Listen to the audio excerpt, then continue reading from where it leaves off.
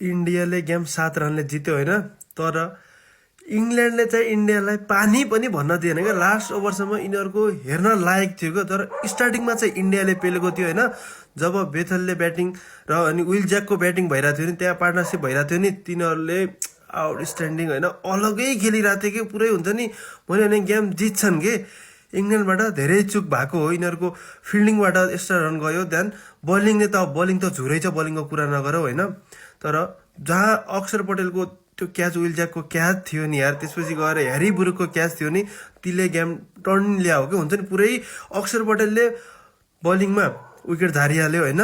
त्यसपछि गएर फिल्डिङ हेरौँ होइन, आउटस्ट्यान्डिङ यार। मैले त भन्छ आजको म्यान अफ द म्याच दिनुपर्छ भने चाहिँ अक्षर पटेललाई दियो कि, फिक्स छ भने। यस्तो बवाल खेल्थ्यो होइन सन्जु स्यामको त। 15 रनमा क्याच छुट्यो, जहाँ 15 रनमा ह्यारी ब्रुकले क्याच छोड्यो नि, त्यहाँबाट गेम हामीबाट इङ्ल्यान्डबाट गएको होइन, इङ्ल्यान्डतिर इन्डियातिर गएको गाई भएको, जहाँ त्यहाँनिरबाट गलत गरियो। जहाँ नत्र यत्रो रन बन्ने होइन कि। धेरै हुन्छ नि, सेमी फाइनलमा यत्रो भन्दा धेरै बिग रन हो कि, जहाँ तिनीहरूले चान्स पाए त्यसपछि एकुरै हान्न थाले कि। त्यही भएर इन्डियाले फिल्डिङ चाहिँ बवाल गर्यो कि, सबभन्दा ठुलो कुरा होइन। ब्याटिङ त अब सन्जु स्यामको 89 बाहेक अरूको खासै होइन, सानसानो इनिङ सबैले बनाथे।